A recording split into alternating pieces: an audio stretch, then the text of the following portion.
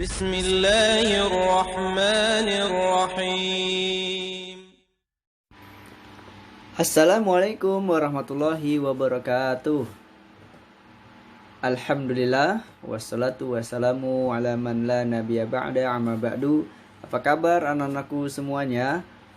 Kembali kita berjumpa dalam pelajaran pendidikan agama Islam. Kita masih di pelajaran yang pertama, yaitu adab bergaul. Kemarin kita sudah membahas di halaman 1. Insya Allah hari ini kita akan membahas halaman 2 dan 3 ya, insya Allah. Sebelum kita mulai, Pak Guru ingatkan semuanya anak-anak dalam keadaan rapi pakaiannya ya. Jangan lupa sebelum kita belajar agar menjaga adab-adab dalam menuntut ilmu ya. Duduk yang rapi, berpakaian yang rapi, pakai seragamnya. Yang laki-laki pakai peci ya, agar ilmu yang kita pelajari hari ini mendapatkan keberkahan dari Allah Subhanahu wa taala. Baiklah anak-anakku, kita baca doa dulu ya. Bismillah, Allahumma inni as'aluka ilman nafi'an wa rizqan thayyiban wa amalan mutaqabbala. Allahumma la sahla illa ma ja'altahu sahla wa anta taj'alul hazna idza syi'ta sahla. Baiklah anak-anakku yang soleh dan soleha, kemarin sudah dibahas tentang adab-adab bergaul ya. Apa saja yang perlu kita perhatikan? Pertama adalah menjaga ucapan ketika berbicara dengan orang lain ya. Selalu berprasangka baik kepada orang lain. Kemudian menghindari perbuatan yang dapat menzalimi sesama ya, sesama manusia atau sesama makhluk yang lain. Kemudian hendaknya kita menjadi orang yang penyayang dan pemaaf ya. Kemarin kita sudah membahas tentang menjaga ucapan ketika berbicara. Nah, sekarang kita bahas selalu berprasangka baik ya. Perhatikan anak-anakku, yang perlu kita jaga ketika bergaul ya, harus selalu berprasangka baik kepada orang lain. Di buku kita dikatakan kita harus selalu berprasangka baik karena menduga-duga sesuatu, mengira-ngira sesuatu yang belum pasti kebenarannya kepada orang lain itu termasuk kedustaan ya. Maksudnya apa ya Pak Guru? Nah, contohnya adalah misal ada seseorang kaum muslimin memberikan infak ya, untuk membantu di jalan Allah misalkan. Kemudian di belakangnya ada orang yang melihat ya, tapi dia katakan apa? Baru infak sedikit saja sudah sombong itu orang. Nah, ini adalah ciri-ciri orang yang contoh orang yang menduga-duga, mengira-ngira, padahal hati seseorang itu kita tidak tahu ya, apakah dia ikhlas, apakah tidak. Jadi namanya berprasangka buruk ya.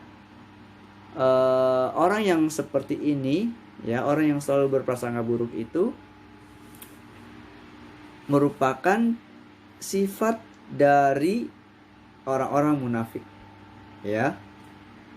Aku sekali lagi Pak Guru ulangi, orang yang suka berprasangka buruk itu adalah sifatnya orang-orang munafik, bukan sifatnya kaum muslimin.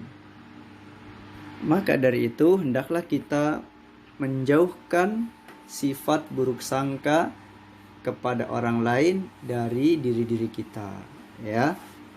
Bagaimana yang telah dipesankan oleh Nabi kita, Nabi Muhammad SAW, beliau bersabda, "Iyyakum wazzanna fa inna dzanna akdzabul hadisi." Jauhilah oleh kalian persangkaan yang buruk atau suuzon, karena persangkaan yang buruk itu adalah ucapan yang paling dusta. Ya, paham ya anak-anakku? Kemudian dikatakan di dalam buku kita ini, prasangka buruk selalu muncul dari hawa nafsu dan pengaruh godaan syaitan. Nah, anak-anak yang dirahmati oleh Allah Subhanahu wa taala, ingat, ketika kita muncul prasangka buruk di dalam diri kita, maka itu adalah hawa nafsu dan pengaruh godaan syaitan. Berarti ada syaitannya di situ, ya. Kemudian orang yang suka berprasangka buruk, ya, nanti akan berakibat buruk pula pada akhirnya. Anak-anakku yang dirahmati oleh Allah Subhanahu wa taala, kita memohon agar kita dijauhkan dari sifat yang seperti ini, ya. Selanjutnya adalah sifat hasad atau dengki, ya ini yang perlu kita jaga ketika bergaul dengan orang lain. Jauhkan sifat hasad atau dengki, ya. Apa itu artinya hasad? Artinya adalah perasaan dan sikap tidak senang, tidak suka akan kebaikan atau kelebihan yang ada pada orang lain, ya. Maksudnya bagaimana ya Pak Guru? Ya, misalkan contohnya seperti ini. Suatu ketika ada seseorang yang senang mendapatkan sebuah hadiah, ya. Dia berkata, "Alhamdulillah, senangnya dapat hadiah," gitu ya. Kemudian ada orang yang hasad sama dia, ada orang yang iri. Ya, dia berkata, "Ah, aku nggak dapat, awas kamu ya, saya bikin celaka kamu nanti." Nah, ini adalah contoh orang yang hasad atau dengki karena dia nggak suka, dia nggak senang akan kebaikan atau kelebihan yang ada pada orang lain. Kita jauhkan sifat yang seperti ini ketika kita bergaul. Anak-anakku yang dirahmati oleh Allah Subhanahu wa taala, hal ini telah ya diperingatkan oleh Nabi kita Nabi Muhammad SAW. Beliau bersabda, wala tahasadu wa kunu ibadallahi ikhwanan. Janganlah kalian saling mendengki dan hendaklah kalian menjadi hamba-hamba Allah yang bersaudara. Masya Allah ya, jauh-jauh hari Rasulullah SAW sudah memperingatkan kita agar jauh-jauh dari sifat hasad dan dengki. Anak-anakku yang dirahmati oleh Allah Subhanahu wa taala, berikut adalah sebab-sebab jika kita memiliki sifat hasad atau dengki, ya. Yang pertama adalah orang yang hasad merupakan sebab dari awal dari kebinasaan. Kemudian yang kedua, akan membakar amal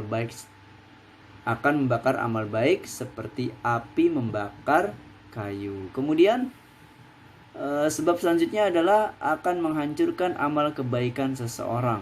Kemudian orang yang hasad itu ya akan masuk neraka. Naudzubillah. Kita berharap kepada Allah Subhanahu wa taala, bermohon kepada Allah Subhanahu wa taala agar dijauhkan dari sifat hasad atau dengki.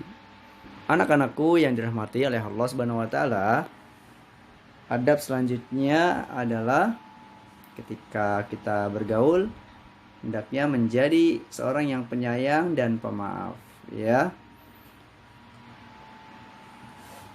Seorang muslim harus bersifat penyayang dan pemaaf.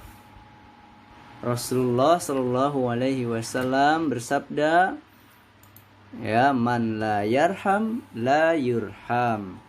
Siapa yang tidak menyayangi sesuatu, maka dia tidak akan disayangi. Ya. Anak-anakku, orang yang dapat menahan marah dan memberi maaf, ya, akan dicintai oleh Allah Subhanahu wa taala. Sebagaimana firman Allah Subhanahu wa taala dalam surat Ali Imran ayat ke-134. A'udzubillahi minasyaitonirrajim. Wal kadhiminal ghaidha wal 'afina 'anil nasi wallahu yuhibbul muhsinin.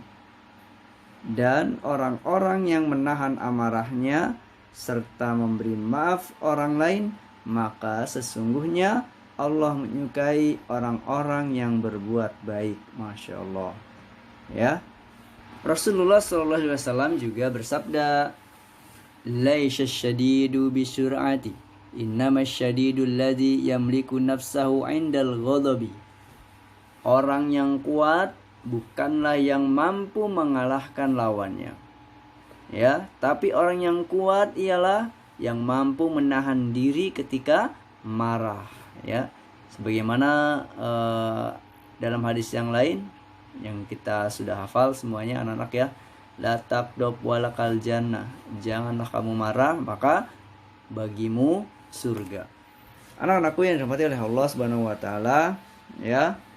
Orang yang kuat itu ternyata bukan yang mampu mengangkat batu besar, ya, atau jago berantem misalkan. Tapi kata Rasulullah SAW, orang yang kuat itu ialah yang mampu menahan diri ketika marah. Masya Allah. Paham ya anak-anakku yang soleh dan soleha? Anak-anakku yang dirahmati oleh Allah Subhanahu wa taala, seorang ulama mengatakan bahwasannya, ya, akhlak yang baik itu yaitu meninggalkan atau menahan kemarahan, ya. Baik, jika kita menemukan orang-orang yang bisa menahan marah, masalah ini patut ditiru, dan ini adalah akhlak yang baik, ya, bagi anak-anak kaum muslimin. Anak-anakku yang dirahmati oleh Allah Subhanahu wa taala, sampai di sini pembahasan kita. Yang benar tentunya hanya dari Allah Subhanahu wa taala, dan yang salah pastinya dari Pak Guru dan dari syaitan. Mohon maaf atas segala kekurangannya ya. Nah, sekarang ada latihan disalin ke buku tulis, ada 3 soal ya. Adalah buruk sangka merupakan sifatnya orang-orang titik-titik. Nah, mudah nih. Kemudian yang kedua, sebutkan sebab-sebab sikap hasad. Sebutkan ada berapa ya? Ada 4 yang nggak salah. Kemudian yang ketiga, orang yang kuat yaitu titik-titik. Ini sudah barusan tadi dijelaskan ya, mudah ya. Salin ke dalam buku tulis, ditulis soalnya, ya, soalnya ditulis, kemudian dijawab. Jangan lupa tulis nama di buku tulisnya, tanggal, dan tulis nama lengkap, jangan nama panggilan ya, nama lengkap. Baik anak-anakku yang soleh dan soleha, sampai di sini ya. Subhanaka Allahumma wa bihamdika, asyhadu an la ilaha illa anta, astaghfiruka wa atubu ilaik. Assalamualaikum warahmatullahi wabarakatuh.